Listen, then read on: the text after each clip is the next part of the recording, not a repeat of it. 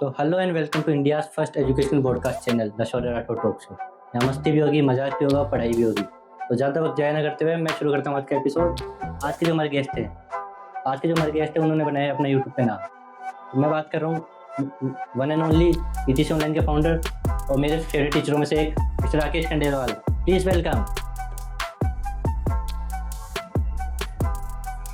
Sir. Welcome to our show. Thank you sir आइए विराजमान हो जाइए। अपन को हाँ बिल्कुल, लंबी बातें करनी है।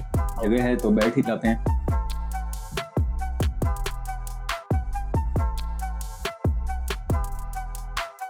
तो सर सबसे पहले तो थैंक यू कि आप हमारे शो के अंदर आए you are most welcome always. And congratulation कि आप हमारे शो के पहले गेस्ट बने। इसके लिए भी थैंक यू। सर आप आज आपको कैसा लग रहा है कि एक टाइम था जब आप क्वेश्चन पूछा करते थे और मैं जवाब देता था और आज उसका उल्टा होगा?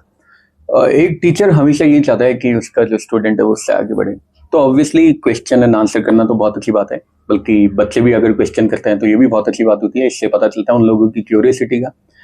तो बहुत अच्छा लग रहा है। तो सर आपने कभी सोचा था कि आप भी कभी ऐसे शो में आओगे जो कि आपको स्टूडेंट खुद होस्ट करेगा? यार ऐसे शोज में तो मैंने सोचा था आने का, लेकिन ये मुझे पता नहीं था कि वो होस्ट मेरा स्टूडेंट ही करेगा। ओके, तो सर अब आपकी लाइफ के बारे में बताइए कि आपने यूट्यूब पे कब जर्नी स्टार्ट करी? यूट्यूब पे मेरी जर्नी स्टार्ट हुई थी इन द ईयर 2017 में। तो आपको कब लगा कि अब मेरे को यूट्यूब पे आना चाहिए? क्यों लगा आपको ऐसा? एक्चुअली हुआ ये था कि मैं एक प्राइवेट इंस्टीट्यूशन में पढ़ाता था और वहाँ से फिर जब मैंने रिज़ाइन किया तो बहुत सारे बच्चे बहुत ज़्यादा सेंटिमेंटल हो ही जाते हैं। तो उन बच्चों ने बोला कि अब हमें पढ़ने का मौका कैसा मिलेगा। तो फिर किसी एक बच्चे ने मुझे सजेस्ट किया कि सर आप जो भी चैप्टर हम आपको बताएं वो आप यूट्यूब पे अपलोड करना। और मैंने ऐसा करना स्टार्ट किया। पहले महीने में कोई एक वीडियो अपलोड होता था और जब भी उनके पेपर्स वगैरह आते थे क्वेश्चन पूछ लेते थे और मैं उसी के वीडियोस बना के अपलोड कर दिया करता था। थोड़े दिन बाद में फिर मुझे भी इंटरेस्ट आने लगा। I continued the journey. तो फिर आपको कब लगा कि अब मेरे को है ना टीचिंग की लाइन में जाना चाहिए? टीचिंग की लाइन में तो मैं बहुत पहले आ गया था। It's been more than 7 to 8 years, I think 9 to 10 years। 2016 में मैंने एंट्री ली थी, 15 या 16 में, मुझे कंफर्म याद नहीं है। लेकिन मेरे हिसाब से पहले आप कोई एमएनसीज वगैरह में काम करते थे। तो वहाँ से छोड़ने के बाद आपके टीचिंग जर्नी में कैसा आना होगा? वैसे इसके पीछे की जो स्टोरी है वो मैं चाहता था कि पहली बार मैं अपने खुद के चैनल पे ही शेयर करूं और अभी भी अपने खुद के चैनल पे ही मैं शेयर करूंगा प्राइम जो स्टोरी। लेकिन अभी मैं बता देता हूं कि कॉन्सिक्वेंसेस कुछ ऐसे थे। बोरिंग जॉब थी, किसी तरह का कोई उसमें मतलब कुछ भी उसमें नया नहीं था। डेली जाओ और वही आपको टाइपिंग एंड ऑल करनी है। बहुत बोरिंग था। आपके अंदर जितनी नॉलेज है वो भी आप शेयर नहीं कर पाते। तो फिर मैंने सोचा कि चलो अपना हाथ थोड़ा सा आजमाते हैं टीचिंग में। वहाँ पे भी मैं प्रेजेंटेशन वगैरह दिया करता था। तो मुझे लगा जब मैं यहाँ पे प्रेजेंटेशन दे रहा हूँ तो क्यों ना बच्चों के सामने दिया करे। अपनी नॉलेज भी शेयर हो जाएगी और हो सका तो उनका भी भलाई हो जाएगा, जैसा अभी तुम्हारा हो गया। और तो भला क्या, मतलब पूरी स्टोरी के लिए बच्चों को आपका चैनल पर जाना पड़ेगा। पूरी स्टोरी तो मैं उसी पर रिवील करूंगा। और कब करोगे फिर आप ये बताओगे? वो बहुत जल्दी होगा। वैसे जितने भी टारगेट्स मैंने लिए थे उन टारगेट पे तो मैं कर नहीं पाया, लेकिन हाँ जल्दी उस पर स्टोरी आएगी कि इसमें एक्चुअली एक एक्सीडेंट बोल सकते हैं या इंसिडेंट बोल सकते हैं वो हुआ था जिसकी वजह से मैं टीचिंग में आया। अदरवाइज मेरा कभी कोई भी प्लान था ही नहीं। इनफैक्ट मैं तो सोच भी नहीं सकता था सपने में कि कभी मैं टीचिंग में भी आऊँगा। बट हाँ कुछ हुआ था, कुछ इंसिडेंट एमएनसीज वगैरह में, और फिर फोर्सफुली मुझे यहाँ पे आना पड़ा। तो फैमिली वालों का क्या रिएक्शन था कि अब आपने एमएनसी छोड़ के अपने टीचिंग पे ज्वाइन की? यार ये तो वैसे ज़्यादा पर्सनल क्वेश्चन हो गया, लेकिन फिर भी मैं बता देता हूँ। बिल्कुल भी अच्छा रिएक्शन नहीं था, क्योंकि एमएनसी में जब मैं जॉब किया करता था इन 2015-14 में, तो उस समय काफ़ी अच्छी मेरी सैलरी थी। और जब मैं टीचिंग में आया, एकदम से नई फील्ड में आया, तो सैलरी मेरी यहाँ पे मान सकते हैं, मैं बताऊँगा तो नहीं अभी, लेकिन हाँ जितनी वहाँ पे थी उसकी 20% सैलरी हो गई थी। और फिर खर्चे तो सारे उतने ही होते हैं, तो इसलिए सब लोगों ने मतलब किसी को भी पसंद नहीं आया था जॉब। इनफैक्ट मुझे भी पसंद नहीं आया था, लेकिन मैंने सोचा कि 1 साल कर लेते हैं, बाद में वापस वहाँ चले जाएंगे। लेकिन नेक्स्ट ईयर थोड़ी अच्छी अपॉर्चुनिटी मिली और साल भर पढ़ाने के बाद में फिर तो इंटरेस्ट मुझे आने लग गया। फिर मैंने सोचा कि जब अब इंटरेस्ट भी आ रहा है, पैसे भी आ रहे हैं, डबल हो गए थे एकदम, तो फिर मैंने कंटिन्यू कर ली जर्नी। अब तो मज़ा ही आ रहा है। तो फिर आपने यूट्यूब के बारे में आपकी फैमिली को कब बताया कि मैं अब यूट्यूब पे आ चुका हूँ, अब मैं यूट्यूब पे पढ़ा रहा हूँ? बताने जैसा तो ऐसा कुछ है नहीं। जब मैंने पहला वीडियो अपलोड किया था तो भी ऑब्वियसली होता है ना कि सब्सक्राइबर्स अपने को गेन करना होते हैं, तो सबसे पहले तो फैमिली वालों को सब्सक्राइबर्स थे, हाँ, तो एक family एक का वाले- फोन लेके सब्सक्राइब एक- किया करता था। वो अलग बात है कि बाद में वो जो रिलेटिव्स वगैरह होते हैं वो सारे के सारे हटा देते हैं, मतलब वो अनसब्सक्राइब कर देते हैं। और फ्रेंड्स भी ऐसे ही होते हैं, शुरू में आपके सामने तो सब्सक्राइब कर लेंगे, बाद में अनसब्सक्राइब कर लेंगे। सर बातें बातों में तो ये तो भूल ही गया कि अभी अभी आपने 30 के सब्सक्राइबर पूरे करें, उसके लिए आपको कॉन्ग्रेचुलेशन। थैंक यू, तुम सब लोगों का प्यार ही है। और सर हम सबका प्यार, क्या आप पढ़ाते इतना अच्छे हो। अच्छा, ये तो ज़्यादा बटरिंग हो गई। तो सर आपने जब ये स्टार्ट करा यूट्यूब पे, तो आपने कभी सोचा था कि आप यहाँ तक पहुँच पाओगे? बिल्कुल यार, ये तो बल्कि बहुत लेट हो गया। इनफैक्ट मुझे तो लग रहा था कि मैं शायद 1 या 2 साल में ही 100K पे पहुंच जाऊंगा, लेकिन मैं तो अभी तक भी नहीं पहुंचा। क्योंकि तो मुझे तो मेरी ग्रोथ बहुत ही स्लो लग रही है। क्योंकि आपके साल भर में आई थिंक आपके वो 1000 सब्सक्राइबर पूरे हो गए थे। साल भर में हाँ हो गए थे, याद तो नहीं है मुझे, लेकिन शायद हो ही गए होंगे यार। वो रिसर्च करके आए हैं। अच्छा हाँ, तो हो गए होंगे फिर। तो साल भर के अंदर सब्सक्राइबर पूरे हो गए, तो आपको मोनेटाइज में कितना टाइम लगा? मोनेटाइजेशन मेरा हुआ था लॉकडाउन में, 2021 या 22 में हुआ था, 22 में हुआ था। तो सर आप ऑनलाइन और ऑफलाइन दोनों पढ़ाते हो, तो आपके हिसाब से बेस्ट क्या होती है, ऑनलाइन की ऑफलाइन क्लासेस? वैसे तो ये दोनों ही एकदम बेस्ट है, ऑफलाइन ऑनलाइन, है ना। दोनों का अगर अपन कंपैरिजन करें तो दोनों के अपने अपने प्रॉज एंड कॉन्स दोनों है।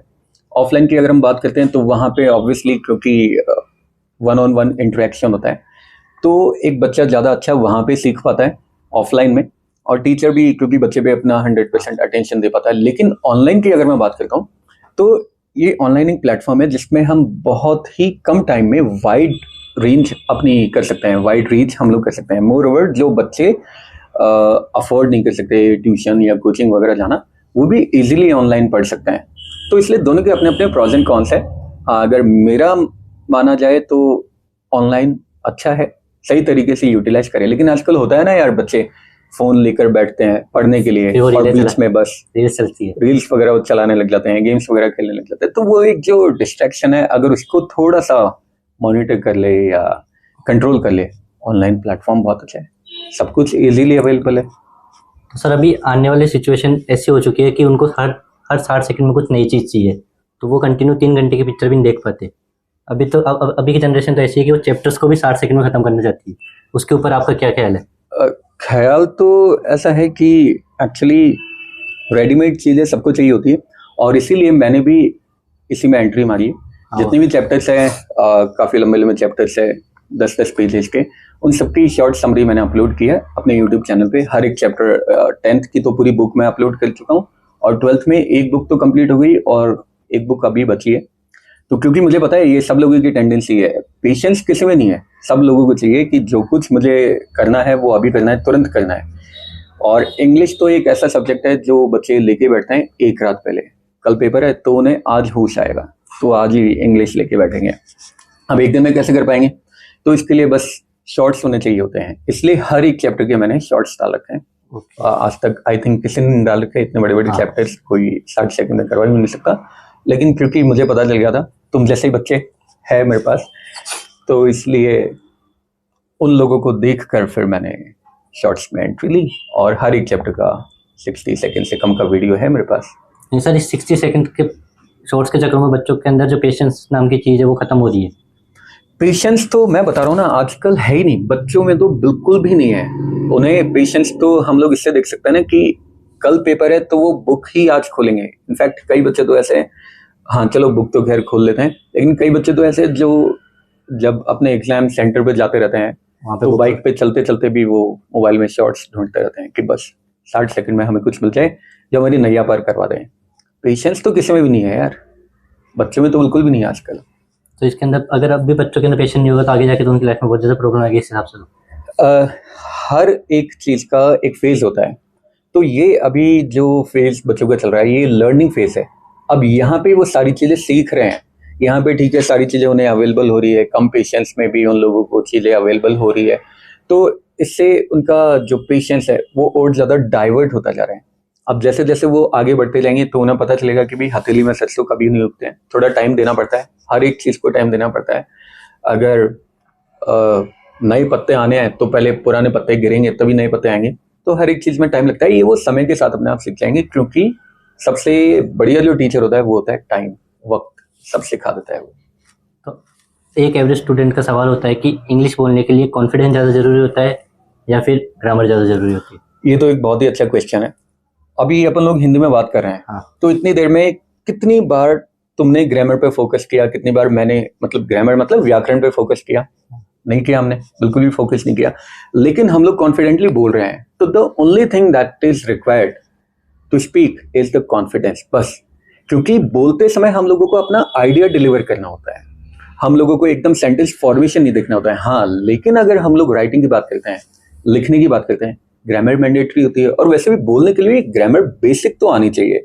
लेकिन बहुत सारे बच्चे, तुमने भी देखा होगा कि जब वो लिखते हैं तो वो बहुत अच्छी ग्रामर लिखते हैं, बहुत अच्छी इंग्लिश लिखते हैं, लेकिन अगर उनसे बोला जाए कि यहाँ पे खड़े होके 5 मिनट भी बोलो, 5 मिनट क्या 10 सेकंड भी बोलो, तो नहीं बोल पाते हैं, वो कांपने लग जाते हैं या गलत बोलने लग जाते हैं।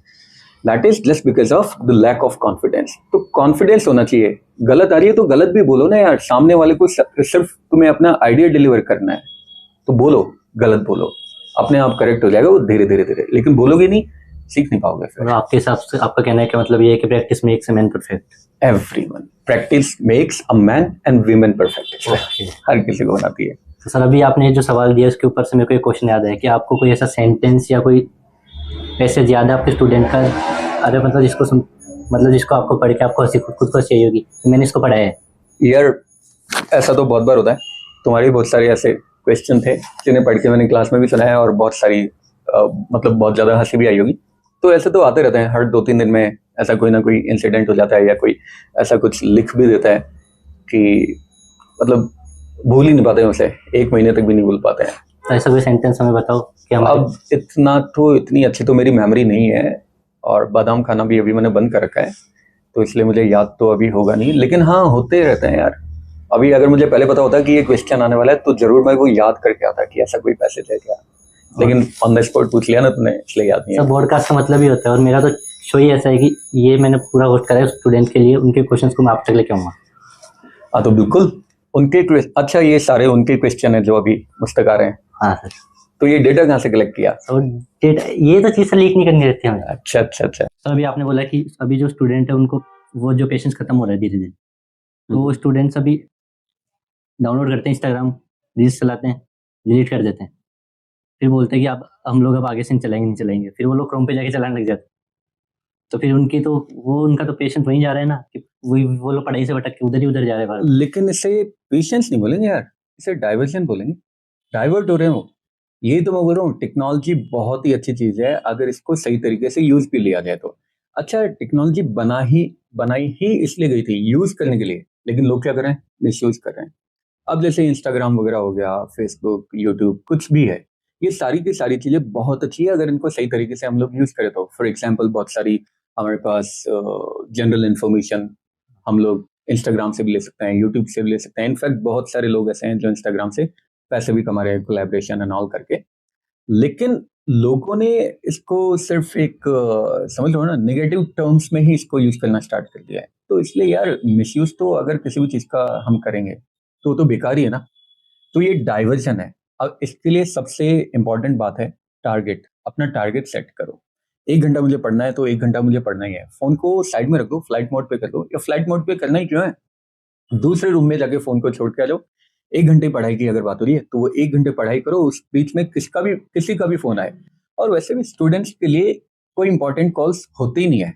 अच्छा, जैसे हम लोग अब कमाने लग गए तो हमारे लिए हो सकता है कुछ इंपॉर्टेंट कॉल्स आ गए हो, कुछ स्टूडेंट के आ गए हो, ऑफिस से फोन आ गया हो, स्कूल से फोन आ गया हो, तो इंपॉर्टेंट हो सकते हैं। लेकिन अगर स्टूडेंट की बात करें, उनके लिए क्या इंपॉर्टेंट होगा? मम्मी का या पापा का? अगर वो लोग घर में बैठ के पढ़ाई कर रहे हैं तो मम्मी वहां पे है, और अगर पापा का भी कोई इंपॉर्टेंट कॉल होगा तो वो मम्मी को फोन कर लेंगे। तो वहां पे इंपॉर्टेंस है ही नहीं फोन की, तो पढ़ाई की इंपॉर्टेंस है। तो फोन को साइड में रखो, पढ़ाई करो। और इनफैक्ट सबसे अच्छा तरीका है फोन। ठीक है, मानते हैं कि बहुत ज्यादा जरूरी है हम लोगों को अपने फैमिली और रिलेटिव से कांटेक्ट में रहने के लिए। बच्चे ट्यूशंस वगैरह भी जाते हैं, लेट भी हो जाते हैं आने में, तो इसके लिए भी फोन जरूरी है। इंटरनेट का रिचार्ज मत करो, एज सिंपल एज दैट। या फिर कीपैड वाला फोन है वो रखो। तरीके बहुत सारे हैं, लेकिन हम लोग को क्या चाहिए, ज़्यादा से ज़्यादा सुविधा चाहिए, और उस सुविधा के चक्कर में असुविधा होती जा रही है। तो मतलब बच्चों के पास जितना होता है वो उससे ज़्यादा की चाहत करते हैं, आप कहने का मतलब ये है। हाँ, और ये चीज़ बच्चे ही नहीं है, सब लोग करते हैं यार, मैं भी करता हूँ, तुम भी करते हो, सब लोग करते हैं। और ये ह्यूमन टेंडेंसी है जो होती ही होती है, और इसे हम लोग रोक नहीं सकते। लेकिन हाँ, बस अपने मन को कंट्रोल करना सिर्फ हमारे पास है, उसका बटन हमारे पास है। हमें पता है कब हम उसे ऑन कर सकते हैं, कब ऑफ कर सकते हैं। लेकिन आजकल बच्चे लोग उसको ऑफ करना ही भूल जाते हैं, ऑन करके छोड़ देते हैं बस। अभी जो बच्चे 10th के बाद जो सब्जेक्ट स्ट्रीम वगैरह चूज़ करते हैं, तो उसके अंदर आपकी क्या राय है कि वो जो पेरेंट्स दिलाते हैं उसमें जाना चाहिए या फिर उनका जो खुद का माइंडसेट होता है उसमें जाना चाहिए उनको स्ट्रीम के अंदर? देखिए, ये भी एक खैर अभी मैं कुछ बोलूँगा कंट्रोवर्सी इस पे हो जाएगी, है ना? तो सर बहुत सारे लोगों की अलग-अलग राय होती है, लेकिन फिर भी मैं इस पे बता देता हूँ। होता क्या है कि ये बात होती है सिर्फ़ और सिर्फ़ इंटरेस्ट की। अच्छा, जो पेरेंट्स हैं वो उनका अपना खुद का पर्सनल इंटरेस्ट है, और वो उस इंटरेस्ट के अकॉर्डिंग बच्चे को सब्जेक्ट के लिए फ़ोर्स करते हैं। जैसे बीइंग पेरेंट, मैं अगर अपनी बात करूँ, अगर मेरा इंटरेस्ट है डॉक्टर बनने में, जो मैं नहीं बन पाया, मतलब तो मैं चाहता हूँ कि मेरा बच्चा डॉक्टर बने। लेकिन अगर वो सेम चीज़ बच्चे के मन में नहीं है, अगर उसके मन में अकाउंटेंट बनने का या फिर सीए करने का अगर उसके मन में इंटरेस्ट है, तो ऑब्वियसली वो इसमें परफ़ॉर्म कर ही नहीं पाएगा, वो डॉक्टर बन ही नहीं पाएगा कभी। तो इसकी वजह से होगा क्या? मेरे भी सपने चकनाचूर, और उसकी भी लाइफ़ खराब। इसलिए ये बच्चों के ऊपर ही छोड़ देना चाहिए, क्योंकि ऐसा नहीं होता कि हम जो फ्यूचर की प्लानिंग करते हैं, प्रेज़ेंट में जो भी एक्शन कर रहे हैं, वो हमें फ्यूचर में वो ही रिज़ल्ट दिलवाएगा। 10th वाले बच्चे से पूछना क्या बनना चाहते हो? अलग-अलग चीज़ें बोलेंगे, आर्मी में जाना चाहता हूँ, आरएएस बनना चाहता हूँ, आईएएस बनना चाहता हूँ, उन्हें पता ही नहीं होता आरएएस, आईएएस होता क्या है? फिर भी वो बोलते हैं। 12th वाले बच्चे से पूछेंगे तो 10 ऑप्शन वो लेके चलेंगे, सीए बनना चाहता हूँ मैं सीएस बनना चाहता हूँ या फिर डॉक्टर, इंजीनियर बनना चाहता हूँ, कितने बन जाते हैं? तो हर एक लेवल पे सिचुएशन होती है, जो हम लोगों के स्टेप को डिटरमाइन करती है, चेंज होती जाती है। इसलिए बच्चे को मन में रिग्रेट ना हो, दूसरा वो इंटरेस्ट के साथ में जो भी चीज़ कर रहा है उसको परस्यू करे, इसलिए बच्चे को खुद को फ्री छोड़ देना चाहिए। तुम्हारा इंटरेस्ट है कॉमर्स में, और मैंने ज़बरदस्ती तुम्हें साइंस दिला दी। अब यार साइंस में तो तुम्हारी परफॉर्मेंस एकदम ज़ीरो रहेगी क्योंकि तुम्हारा इंटरेस्ट ही नहीं था। लेकिन हाँ, अगर तुम कॉमर्स लेते, हो सकता है कि मैं ये नहीं बोल रहा सक्सेसफुल हो जाते, लेकिन फिर भी मन में एक रिग्रेट नहीं रहता, पहली बात। और दूसरी और सबसे इम्पोर्टेंट बात, उसमें क्योंकि इंटरेस्ट है, थोड़ा बहुत तो उसमें वो इंटरेस्ट दिखाई देगा ना, मार्क्स वगैरह में दिखाई देगा, परफॉर्मेंस में दिखाई देगा। सिंपल सी बात है।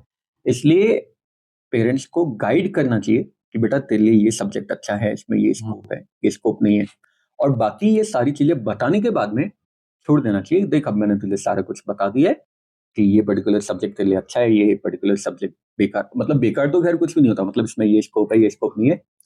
Now it's your turn to decide, अपने आप डिसाइड करो बस। तो अभी एआई का ज़माना है, तो स्टूडेंट वो जो पेरेंट्स होते हैं वो उनको अपनी इच्छा से दिलवा देते हैं सब्जेक्ट, लेकिन फिर वो बच्चे का एआई के अंदर जाने का इंटरेस्ट होता है, तो आप ऐसा भी तो हो सकता है कि वो पेरेंट्स अपना सब्जेक्ट दिलाएं और साथ में उसको बोले कि तेरे को जो करना है वो साइड में कर तू। तो एआई अगर हम लोग बात करें, तो ये बात आ गई टेक्निकल, मतलब टेक्नोलॉजी के बारे में बात।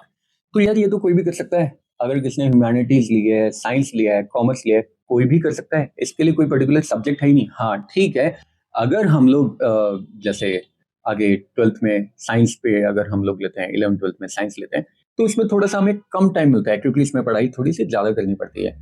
लेकिन ये तो साइड बाय साइड कोई भी कर सकता है इजीली, मैं भी कर सकता हूँ इस लेवल पे आके। ऐसा साइड बाय साइड कर सब कर सकते हैं, लेकिन वो वो हर किसी के पेरेंट्स सेम नहीं होते। वो किसी के पेरेंट्स मना करते हैं, ये नहीं करना, तेरा ये काम नहीं है, तेरे को ये नहीं करना, तेरा काम है बस तेरे को पढ़ाई करनी है, तू पढ़ाई करेगा। देखिए, जो पेरेंट्स होते हैं ना, एक बहुत अच्छी बात बताता हूँ। अ, गाड़ी में, कार में ब्रेक क्यों होते हैं? ब्रेक तो आगे आगे कभी कोई ऐसी दुर्घटना हो जाए तो अपने एकदम से ब्रेक लगा सकते ब्रेक लगा सकते हैं, मतलब रोक सके। हैं। हाँ, एक्चुअली ये गलत थिंकिंग है सब लोगों की। कार में या बाइक में जो ब्रेक होते हैं वो रोकने के लिए नहीं होते हैं, स्पीड अप करने के लिए होते हैं। जितने पावरफुल ब्रेक होंगे ना, उतनी ज़्यादा स्पीड उस कार की होगी। चलो लाइव एग्जांपल देता हूँ, जैसे बाइक के केस में स्प्लेंडर, प्लेटिना वगैरह आती है, डिस्क ब्रेक आते हैं क्या उसमें? नहीं आते, क्योंकि उसकी टॉप स्पीड ही 80-90 होती है। पल्सर की बात कर लेते हैं, डिस्क ब्रेक आते हैं उसमें, एक डिस्क ब्रेक आता है, हाँ, क्योंकि उसकी स्पीड होती है 130। तो जितने पावरफुल ब्रेक है उतनी ज़्यादा स्पीड। अब अगर हम सुपर बाइक्स की बात करते हैं, 4-4 डिस्क ब्रेक आते हैं यार, स्पीड होती है इनकी 200 तक। तो जो ब्रेक होते हैं वो इसलिए होते हैं कि जितने पावरफुल ब्रेक होंगे ना ब्रेक, उतनी ही ज़्यादा स्पीड में वो बाइक या वो कार चल पाएगी। तो पेरेंट्स की जो रोक टोक होती है, ये वो ब्रेक होती है हम लोगों को स्पीड अप करने के लिए, हम लोगों की ग्रोथ को स्पीड अप करने के लिए, रोकने के लिए नहीं होती है। लेकिन बच्चे क्या समझते हैं कि पेरेंट्स हमें रोक रहे हैं।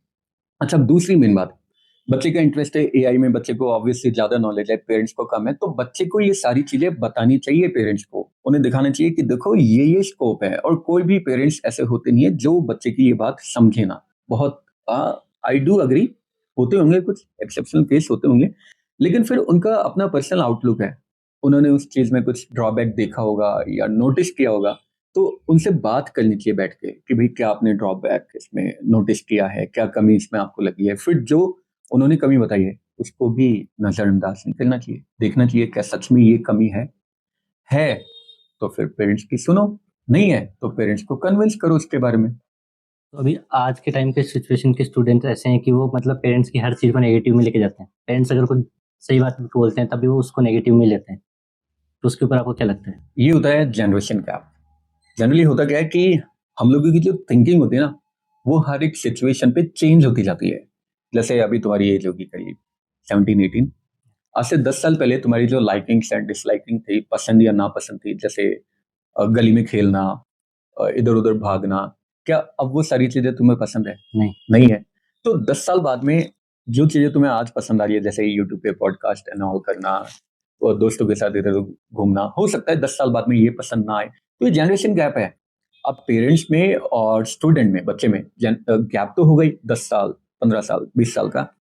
तो ऑब्वियसली लाइकिंग एंड डिसलाइकिंग दोनों की अलग अलग होगी, थिंकिंग भी अलग अलग होगी, दोनों का पर्सपेक्टिव किसी चीज को देखने का नजरिया वो भी अलग अलग होगा। तो ये तो हमेशा आनी ही आनी है, हर एक जगह आती है। ये जनरेशन गैप वाली जो बात है, ये यूनिवर्सल है, ये तो आती आती रहेगी। बहुत ही कम टाइम ऐसा हो पाता है जब पेरेंट्स की और बच्चे की 100% थिंकिंग मैच करे। पॉसिबल ही नहीं है यार ये। सर अभी टीनेज के अंदर सबसे बड़ा सवाल ये आता है कि वो कुछ ऐसे रास्ते पकड़ लेते हैं जहाँ पे उनको नहीं जाना चाहिए। जैसे कि अभी बोल नहीं सकता है, कैमरा रह गया, रिंग फिर मैं ट्राई करूंगा। जैसे कि वो कोई गर्ल्स के पीछे चल गए, लड़कियों के पीछे चल गए, तो उसके ऊपर आपका क्या है? ये क्या जो कहना है? एज होती है टीनेज वाली, इसमें बहुत सारे हार्मोनल चेंजेस होते हैं, और ये हार्मोनल चेंजेस की वजह से हमारे जो इमोशंस है वो एग्जैजरेट होते रहते हैं। कुछ नहीं करना, सिंपली जो बुक्स है उसमें सारी चीजें लिखी हुई है।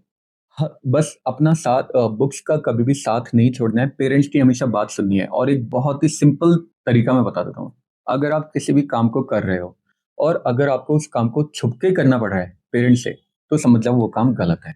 As simple as that. क्योंकि बच्चों में इतनी समझ नहीं होती कि क्या काम हमारे लिए गलत है, क्या काम हमारे लिए सही है, तो गलत रास्ते भी चले जाते हैं।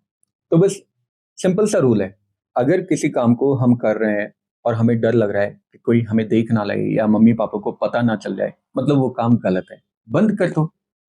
सिंपल सा रूल। तो आपके हिसाब से स्टूडेंट के लिए अभी आपने जो बोला उसके हिसाब से आप इसके लिए मतलब वो बुक्स भी आती है कुछ, तो आप कौन सी बुक्स प्रेफर करते हो स्टूडेंट को पढ़ने के लिए? नहीं, बुक्स तो देखो, अगर आप कोई भी बुक पढ़ोगे ना, तो हर एक बुक में आपको कुछ ना कुछ लेसन मिलेगा। लेसन मतलब सबक मिलेगा, हर एक बुक से कुछ ना कुछ सीखने को मिलेगा।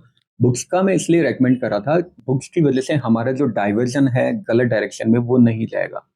और ये एक अच्छी हैबिट भी होती है बुक रीडिंग। इसकी वजह से हम लोग आसपास की चीजों से भी अपडेट रहते हैं, साथ ही साथ नॉलेज भी हम लोगों को आती रहती है। तो ये हैबिट डेवलप करने के लिए मैं बोल रहा हूँ कि अगर बुक्स का तुम लोग साथ रखोगे तो निगेटिव थॉट्स भी माइंड में नहीं आएगी, डाइवर्जन भी नहीं आएगा, साथ ही साथ नॉलेज भी हमेशा मिलती रहेगी हर एक लेवल पे।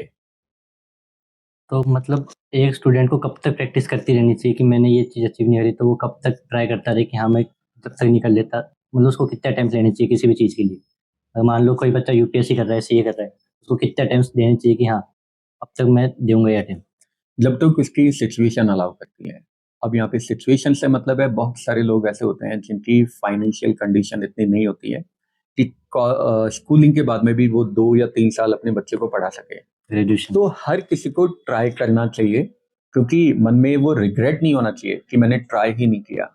तो ट्राई हर किसी को करना चाहिए, लेकिन जब तक हमारी सिचुएशन अलाउ कर रही है, मतलब जब तक पैसा हमारे पास, मतलब अगर पैसे का कोई बर्डन नहीं है, फाइनेंशियल कंडीशन अलाउ कर रही है। दूसरा, कई बार होता है ना, शादी की भी एज निकल जाती है लोगों की, तो हर एक काम हमें टाइम पे करना चाहिए।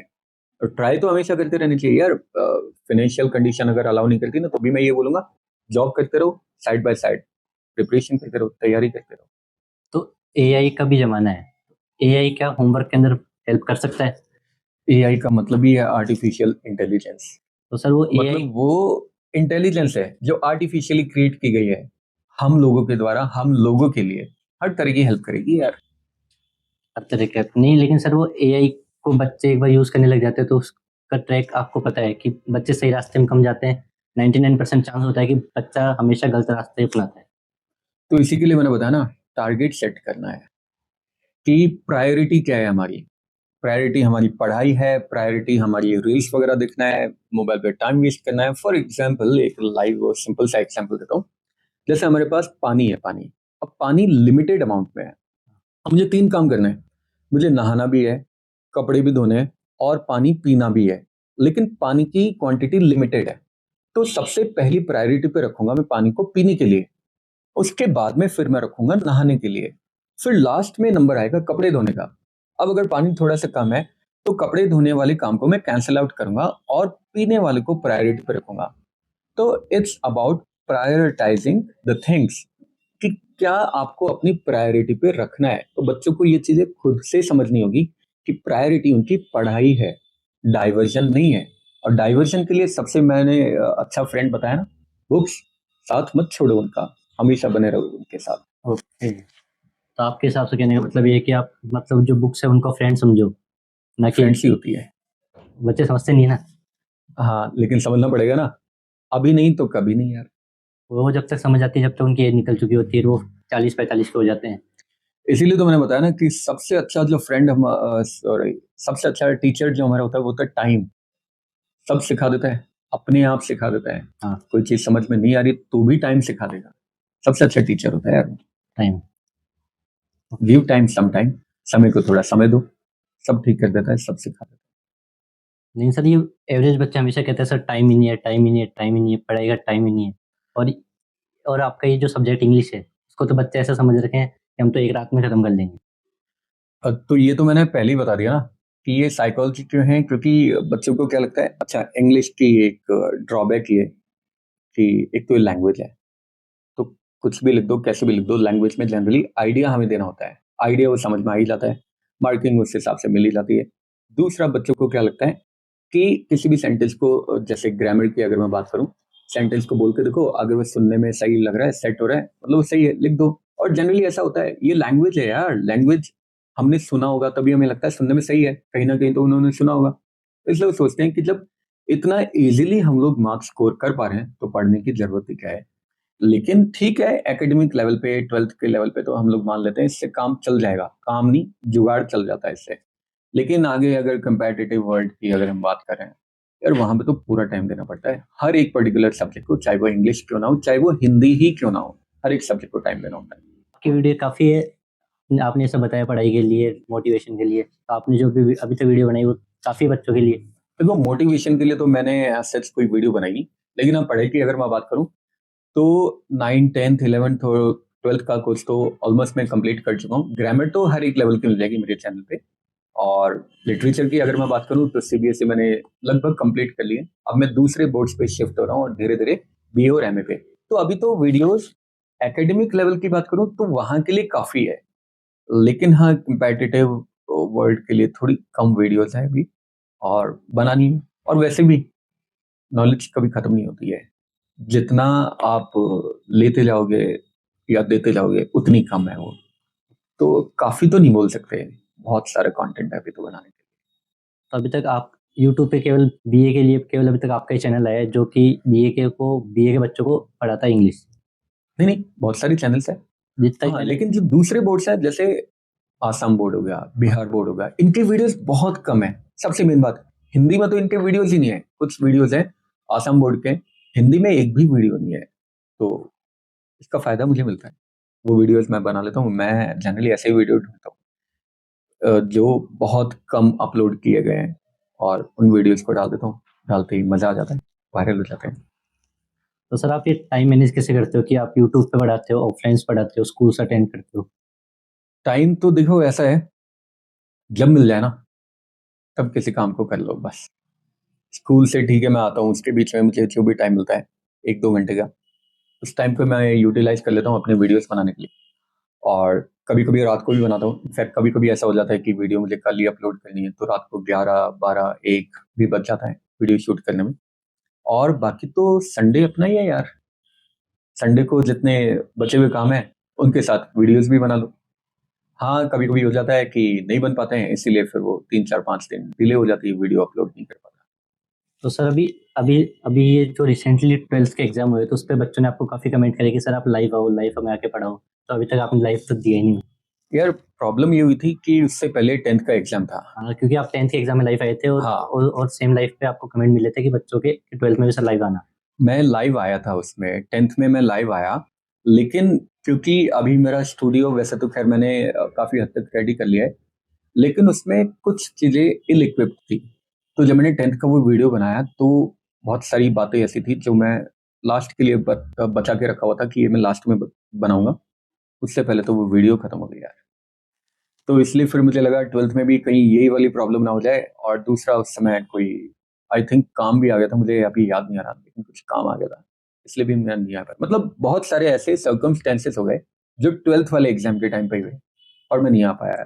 पूरा प्लान था मेरा लाइव आने का, नहीं आ पाया। तो मतलब नेक्स्ट ईयर के बच्चों को शायद मिल सकते हो आप लाइव। हाँ, तब तक तो स्टूडियो अपना पूरा रेडी हो जाएगा और साथ ही साथ इक्विपमेंट भी अपने पास सारे लगभग आ ही चुके हैं, बस सेट ही तो उनको करना है। तो सर अभी आपने बोला सर कभी आपने क्लास के अंदर आप पढ़ाते हो, आप इंग्लिश के टीचर, तो कभी आपने आपके साथ कभी ऐसा हुआ कि आप बोलते बोलते कोई सेंटेंस भूल गए, जैसे कि अभी आपने मेरे शो में करा, आप काफ़ी चीज़ें भूल चुके हो, आपको पास्ट की चीज़ें याद नहीं आ रही। तो ये तो हर बार होता है, बहुत बार होता है। सेंटेंस तो बहुत बड़ी बात है। कई बार तो मैं अपने खुद के नाम की स्पेलिंग भूल जाता हूँ यार। तो सेंटेंस तो भूलना बहुत कॉमन है। और ऐसा तो है नहीं कि ये सारी चीजें रटी हुई है जो भूल जाते हैं, ठीक है, सब कुछ याद है। लेकिन हाँ, कई बार होता है कि डिस्ट्रैक्शन मेन, जैसा मैंने बताया, पढ़ा रहे हैं कुछ, बच्चे इधर उधर देख रहे हैं, बातें कर रहे हैं, जैसे उनके ऊपर ध्यान जाता है, उनकी तरफ ध्यान जाता है, जो कुछ माइंड में था सब भूल जाते हैं। तो इसीलिए तो टीचर बार बार क्लास में चिल्लाता रहता है, चुप हो जाओ, चुप हो जाओ, ध्यान दो, क्योंकि जब वो पढ़ाता है तो 100% कॉन्सेंट्रेशन से पढ़ाता है। और अगर बच्चे इधर उधर दिखते हैं, डाइवर्जन अगर वो क्रिएट करते हैं या डिस्टर्बेंस क्रिएट करते हैं, तो वो डाइवर्जन टीचर के लिए भी होता है। भूल जाता है यार वो, तो इंसान ना। तो सर अभी बोला जैसे कि अभी क्लास 12th तक बच्चों के सिर के ऊपर दो हाथ होते हैं, एक तो टीचर्स का होता है और दूसरा पेरेंट्स का होता है। 12th होते ही बच्चों के सिर पे से एक हाथ हट जाता है टीचर्स का। तो वो बच्चों को आज तक समझ में नहीं आया वो दो हाथ क्या होते हैं, कैसे हटते हैं, वो आज तक समझ में नहीं आया। और दूसरा हाथ उनका जब कॉलेज होती है तो दूसरा हाथ भी हट चुका होता है। देखो, ना तो टीचर का और ना ही पेरेंट्स का कभी हाथ हटता है। हाथ तो हमेशा उनके सिर पे रहता है, लेकिन वो अपनी प्रेजेंस फील नहीं करवाने देना चाहते वहां पे। रीजन क्या होता है कि अब वो इंडिपेंडेंस का इंपॉर्टेंस उसे बच्चे को समझा रहे हैं, क्योंकि अब बच्चे की वो एज नहीं है जब वो उंगली पकड़ के उसे चलवाए। तो टीचर का और पेरेंट्स का हाथ हमेशा रहेगा, साथ हमेशा रहेगा, ताउम्र रहेगा, जिंदगी भर रहेगा। लेकिन बस बात यह है कि अगर हमेशा साथ बना रहे, हमेशा उंगली पकड़ के चलवाएंगे वो, तो अपने आप चलना कब सीखेगा। इसलिए वो फ्री छोड़ देते हैं कि जा तू अपनी इच्छा से कर, बाहर जाके मार्केट देख। क्योंकि जो वर्ल्ड होता है वो सिर्फ बुक के अंदर नहीं होता। बुक में हम जितना पढ़ते हैं सिर्फ वो 5% होता है, 95% होता है बुक के बाहर। तो ये एक्सपीरियंस होता है जो लोगों को सिखाता है। बुक सिर्फ हमें थ्योरी बताती है, आउटर वर्ल्ड हमें प्रैक्टिकल बताता है। तो इसलिए हाथ हमेशा होता है, साथ भी हमेशा होता है। सिर्फ बस वो लोग अपनी लाइफ में खुद अपने आप से इंडिपेंडेंट बन सके, हर एक चीज को खुद से मैनेज कंट्रोल करना सीख सके, इसलिए उन्हें लगता है कि पेरेंट्स ने हाथ हटा लिया, फ्री छोड़ देते हैं वो। तो सर अपन ने 10th 11th 12th के अंदर जो पोम्स वगैरह पढ़ी है, उससे कोई वो उसका कोई इम्पैक्ट पड़ता है रियल लाइफ पे? देखिए, वैसे तो एक कहावत है पोइट्स के बारे में हिंदी में, जहां ना पहुंचे रवि वहां पहुंचे कवि। मतलब जो कवि होता है, जो पोइट्स होते हैं, वो अपनी इमेजिनेशन में हमेशा खोते रहते हैं। लेकिन हाँ, बहुत सारी ऐसी पॉम्स हैं जिनका हमारी रियल लाइफ में इतना डायरेक्ट इम्पैक्ट होता है कि तुम लोग सोच भी नहीं सकते। जैसे द विंड, क्लास 9th में है ना, विंड को कंपेयर किया है लाइफ की प्रॉब्लम से। रोड नो टेकन सिचुएशन है, और लाइफ में हमें दो रोड होती है, डाइवर्स्ड इन येलो वुड। तो मतलब लाइफ में दो सिचुएशन आ जाए, कौन सी हम चूज करें, कौन सी ना चूज करें। तो हर एक लेवल पे ऐसी पॉम्स होती है जो हमें मैसेज देती है। बस हमें वो डीप मीनिंग समझना होता है, उसका मैसेज हमें समझना होता है। और बहुत सारी पॉम्स होती है, फालतू भी होती है। तो दोनों का अपना अपना लेवल है। फॉर्म मीनिंगफुल भी होती है और कुछ ऐसे ही बस लिख भी दी जाती है just for the interest fun ऐसा। तो सर आप इंग्लिश के टीचर हो, तो आपके लिए कौन सी फॉर्म ऐसी है कि मतलब आप जब भी उसको पढ़ते हो तो आपको उससे मोटिवेशन मिलता है कि आपको या फिर आप जब भी उसको पढ़ाते हो तो ऐसा लगता है कि हाँ मैं ये वाली फॉर्म तो पूरी पढ़ाऊंगा? यार बहुत सारी फॉर्म है। क्लास 10th में the ball form which is one of my favourites, क्योंकि वो हमें हमारी लाइफ की एक ऐसी सच्चाई बताती है जो लोग एक्सेप्ट ही नहीं करना चाहते। जब हम किसी चीज़ को खो देते हैं तो हमें उसकी वैल्यू पता चलती है, होती है हमारे पास है तब हम उसकी वैल्यू रियलाइज नहीं करते हैं। ऐसे रोड नोट टेकन भी बहुत अच्छी है, सिचुएशन बताती है कि हम लोगों को किसी भी सिचुएशन को बहुत ही सोच समझ के चूज करना चाहिए। ऐसे ही विंड जो अभी मैंने बताया वो भी बहुत अच्छी फॉर्म है, वो भी हमें बताते हैं कि जो वीकलिंग्स होते हैं, जो कमजोर लोग होते हैं, और मतलब जो वीक फायर होती है विंड आके उसको बुझा देती है, तो कमजोर लोगों को जो प्रॉब्लम्स आती है तोड़ देती है, खत्म कर देती है। लेकिन वहीं पे अगर विंड आती है किसी स्ट्रॉन्ग फायर के सामने तो उसको और ज्यादा फ्लोरिश करती है। कहीं पे स्ट्रॉन्ग फायर लगी हुई है, हवा आ रही है तो वो और ज्यादा बढ़ जाएगी। तो मतलब अगर कोई स्ट्रॉन्ग पर्सन है उसकी लाइफ में प्रॉब्लम्स आ रही है तो वो और ज्यादा स्ट्रॉन्ग बनेगा, तो प्रॉब्लम्स हमें मजबूत बनाने के लिए आती है। तो ऐसे बहुत सारे लेसन है, मॉरल है जो हमें बहुत सारी फॉर्म से मिलती है, हर एक लेवल पे है। तो मीनिंगफुल भी होती है और मैसेज भी होता है इनमें। तो सर जैसे सारे सब्जेक्ट के पेपर्स यूट्यूब पे जो टीचर्स होते हैं वो लिख कर देते, बोलते हैं कि पेपर इसमें से आएगा इसमें से आएगा, लेकिन इंग्लिश का अभी तक ऐसा कुछ मिला नहीं। कि जो 22 नंबर का अनसीन पैसेज होता है या 20 नंबर का अनसीन पैसेज होता है 12th के अंदर या 10th में, वो आज तक कोई बता नहीं पाया कि कहाँ से आएगा। वो जो इंग्लिश के टीचर्स वो क्वेश्चन तो लिख कर देते हैं, लेकिन वो अनसीन पैसेज लिख नहीं कर पाते। तो आप स्टूडेंट को बता सकते हो कि उसको सॉल्व करने की क्या ट्रिक्स है? काफ़ी यूट्यूबर्स कहते हैं कि 20 अनसीन पैसेज लगाओ, 10 अनसीन पैसेज करो रोज के, 2 अनसीन पैसेज करो, 1 अनसीन पैसेज करो, जितनी प्रैक्टिस करोगे उतने ज़्यादा हैबिट में आएगा। तो आपके हिसाब से क्या लगता है? देखो बात है कि तुमने जो क्वेश्चन पूछा उसी में इसका आंसर है। नाम क्या है? अनसीन। Unseen passage. मतलब जो किसी ने देखा नहीं, तो ऑब्वियसली ये पैसेज वो आएगा जो हमने देखा नहीं है, बुक में से नहीं आएगा, जो हमने किया है उसमें से नहीं आएगा। हाँ, जो अभी जैसे तुमने बताया कि बहुत सारे यूट्यूबर्स बोलते हैं कि 10 सॉल्व करो, 20 सॉल्व करो, तो as I told you earlier, practice makes man perfect. तो ये सिर्फ और सिर्फ इसलिए से हमारी हैबिट डेवलप होगी। रीडिंग कॉम्प्रीहेंशन बोलते हैं इसे, रीड करके कॉम्प्रीहेंड करना होता है। कॉम्प्रीहेंड मतलब होता है समझना होता है। तो जितना ज्यादा हम लोग प्रैक्टिस करेंगे उतना ही ज्यादा, जितना ज्यादा हम लोग प्रैक्टिस करेंगे उतना ही ज्यादा बस हम लोग उसको सॉल्व कर पाएंगे। इसलिए बोला जाता है ज्यादा से ज्यादा उसको सॉल्व करना है, एज सिंपल एज दैट।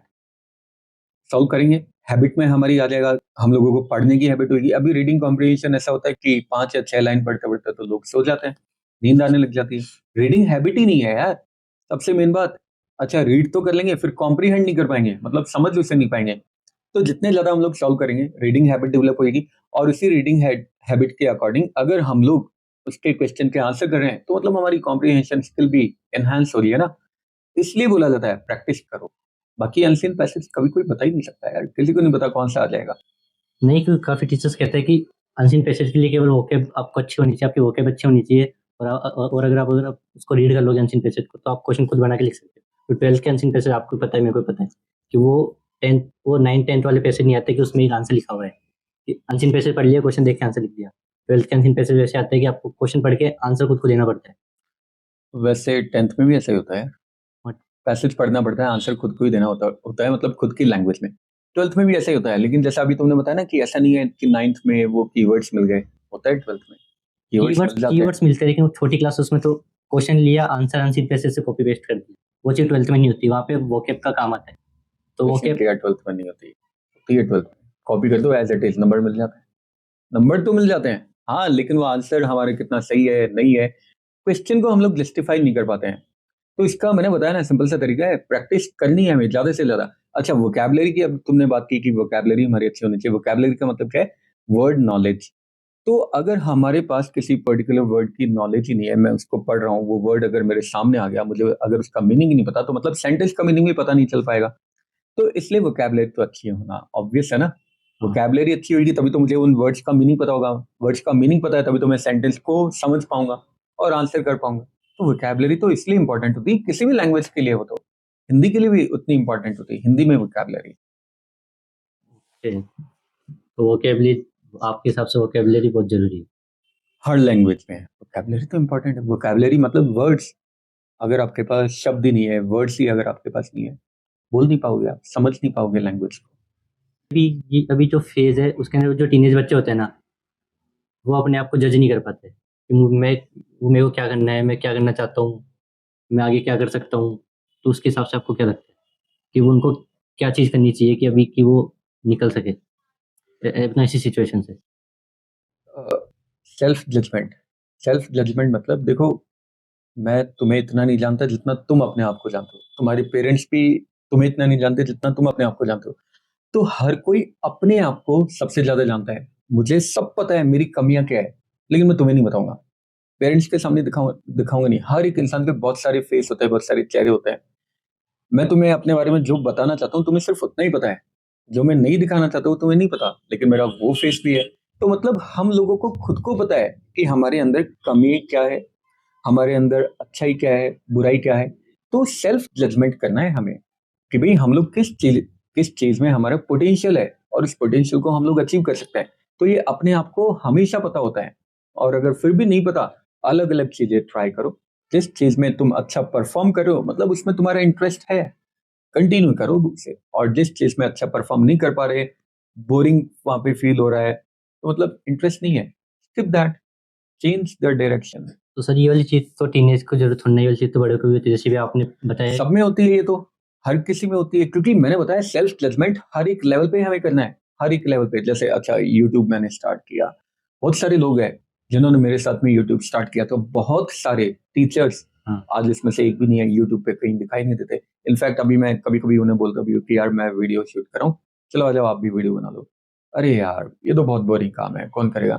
तो ये सेल्फ जजमेंट, मुझे इंटरेस्ट आने लग गया अब, क्योंकि मुझे अपने आप में पोटेंशियल दिखा, उन्हें नहीं दिखा, तो उनका इंटरेस्ट लूज हो गया। तो ये तो हर एक लेवल पे करना है, हर किसी को। ये जो बातें जो मैं बता रहा हूँ ये जरूरी नहीं है टीनेजर्स पे ही अप्लाई होती है, ह्यूमंस पे अप्लाई होती है, हर किसी पे अप्लाई होती है।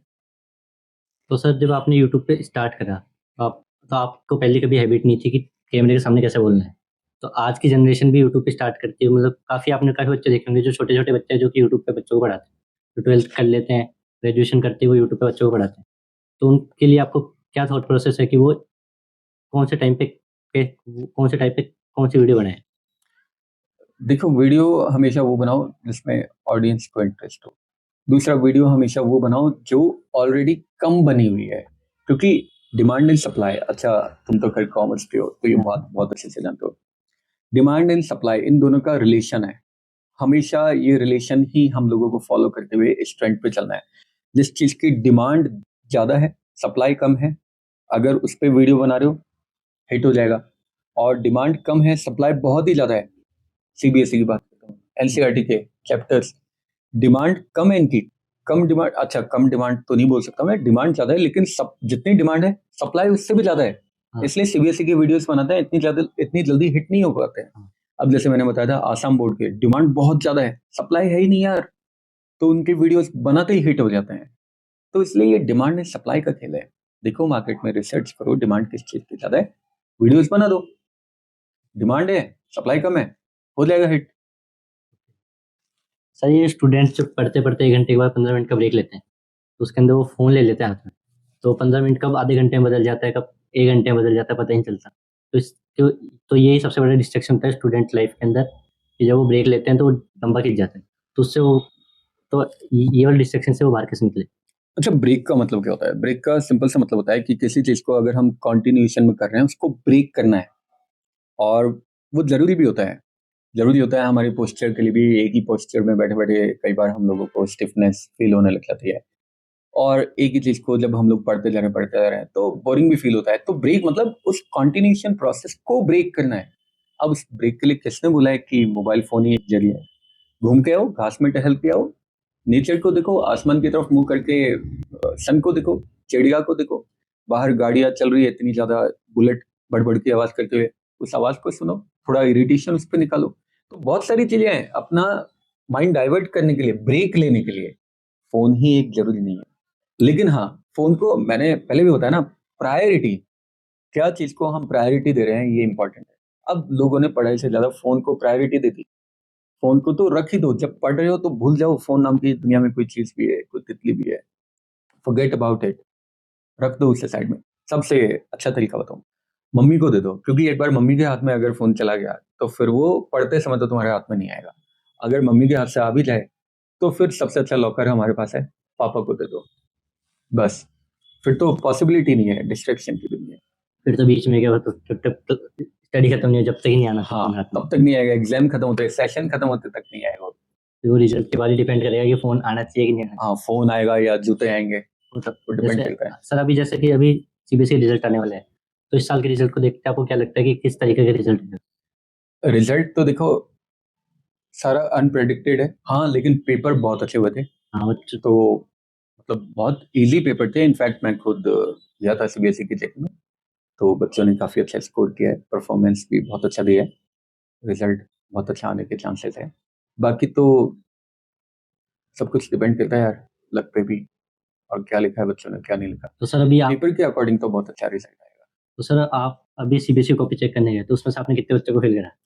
ये बहुत कॉन्फिडेंशियल क्वेश्चन होता है, ऑन कैमरा इसका आंसर नहीं देते, बल्कि गलती से मेरे मुंह से निकल गया था, मैं सीबीएसई की कॉपी चेकिंग करने गया था। हाँ सर, आजकल के स्टूडेंट्स ऐसे हैं कि वो पढ़ते हैं ना, तब भी वो कान में गाने लगा कान में ईयरफोन लगा के गाने सुनते सुनते फिर पढ़ते हैं। तो ये वाली चीज़ क्या सही है कि गलत है? इससे मुझे पुराने ज़माने के अपने दिन याद आ गए। पुराने ज़माने में हाँ, ईयरफ़ोन्स वगैरह तो हुआ नहीं करते थे। हाँ, लेकिन जनरली जब मैं भी होमवर्क किया करता था तो गाने चला के कभी किया करता था। लेकिन वो once in a blue moon होता था। मतलब कभी-कभी, रेयरली, बहुत ही ज़्यादा बोरिंग हो गया या लिखते जा रहे हैं, होमवर्क करते जा रहे हैं, बहुत टाइम हो गया तो। बाकी अभी ऐसा नहीं करना चाहिए। देखिए, लिखना मतलब होमवर्क हमें क्यों मिलता है, इसके पीछे का एक रीज़न मैं बताता हूँ।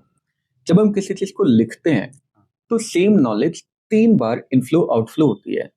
पहले मैं अगर मैंने लिखने का अगर मैं ट्राई कर रहा हूँ तो पहले मैं बुक में से देखूंगा, तो मतलब आइज के थ्रू मैंने उसको इनफ्लो किया, फिर वो माइंड में जाएगा, प्रोसेस होएगा, प्रोसेस होने के बाद में फिर मैं उसको लिखूंगा, आउटफ्लो में करूंगा। तो ये जो माइंड में जो प्रोसेस हो रहा है ना, तो इसकी वजह से क्या होता है कि अगर मैंने मान लो 2 पेज लिखे हैं, तो हो सकता है 2 पेज में से 10 लाइन तो मुझे याद हो जाए। तो ये लिखने का काम इसीलिए दिया जाता है कि लिखते लिखते हमें कुछ तो याद हो जाए। अब जब हम उस तरफ गाने सुन रहे हैं, डाइवर्जन चला गया, माइंड अभी हमारा एक्टिव है गाने सुनने में, एंजॉय तो हम उसको कर रहे हैं, लिखते हम क्या जा रहे हैं, सिर्फ वो आंखों के थ्रू इनफ्लो हो रहा है, प्रोसेस हो ही नहीं पा रहा है। इधर से इनफ्लो हुआ, उधर से आउटफ्लो हो गया through our hand on the notebook, process mind में जो था वो तो गाने हो रहे हैं, तो फिर कुछ हो ही नहीं पाएगा, लिखने का जो काम दिया वेस्ट हो गया वो। इसलिए लिखने का इसलिए दिया जाता है आंखों के थ्रू माइंड में जाके प्रोसेस हो और फिर थ्रू हैंड आउटफ्लो उसका हो जाए on the paper, on the notebook. तो सर ये लास्ट क्वेश्चन है, इसके बाद अपन वीडियो एंड करेंगे। तो सर अभी जैसे आपने बोला डिमांड सप्लाई का यूट्यूब पे बहुत ज़्यादा है, तो सर स्टूडेंट स्टार्टिंग से कोई एक चैनल से बढ़ते हैं, पेपर आते आते वो दो तीन चैनलों को और फॉलो करने लग जाते हैं। तो ये क्या सही है कि गलत है? बहुत सही है। हर एक लेवल पे हम हमारे पास कंपैरिजन होना चाहिए। अच्छा देखो, अगर ब्लाइंडली हम किसी एक को फॉलो करेंगे तो हम उसी को सही मान लेंगे। खैर अच्छा है, किसी को अगर हम फॉलो कर रहे हैं बहुत अच्छी बात है, लेकिन कंपैरिजन होना चाहिए। कंपैरिजन हम लोगों को पॉजिटिव एंड नेगेटिव दोनों एस्पेक्ट बताता है। अब यूट्यूब पे जनरली अगर मैं ऑनलाइन क्लासेस की बात करूं तो बहुत सारे ऐसे भी वीडियोस मिल जाएंगे किसी भी कॉन्सेप्ट या टॉपिक के बारे में जो गलत भी है, जिनमें गलत भी बताया गया है। तो अगर हम 2-3 चैनल से पढ़ रहे हैं तो हम जज कर पा रहे हैं कि कौन सही पढ़ा रहा है, कौन गलत पढ़ा रहा है, या कौन सा ऐसा टॉपिक है जिसमें सारे एस्पेक्ट्स एकदम सिमिलर है। तो हम लोग इजीली फिर उसको कंपेयर करके और प्रोसेस कर सकते हैं अपने अकॉर्डिंग। तो हाँ, 2-3 चैनल से 4 चैनल से पढ़ो, कंपैरिजन बहुत अच्छी बात है। तो कंपैरिजन अच्छी बात है, लेकिन बच्चे इस चीज़ को जब एग्जाम से 1 महीना पहले बचता है या 10 दिन पहले बचता है तब इस चीज़ को फॉलो करते हैं, तब वो 3-4 चैनल को एक साथ पकड़ते हैं कि थोड़ा सा टॉपिक इससे पढ़ लेंगे, थोड़ा सा इससे पढ़ लेंगे, लाइफ स्किल ले लेंगे, वो जो क्वेश्चन कराएंगे वो हम इससे करेंगे। इसके बारे में पूछ रहा हूँ। हाँ, तो ये भी तो अच्छी बात है ना, पढ़ो कहीं से भी पढ़ो। अल्टीमेटली हमारा मोटिव क्या है? आना चाहिए, बस समझ में आना चाहिए। कहीं से भी पढ़ो, 2 चैनल से पढ़ो, एक का समझ में नहीं आया डायरेक्ट स्किप करके दूसरे पे चले जाओ। वहां से आधी नॉलेज ले लो, आधी उधर से ले ली, सारी नॉलेज को एक साथ ब्लेंड करके लिख दो, आउटकम तो पेपर में ही आएगा। अल्टीमेट जो हमारा मोटिव है वो क्या है?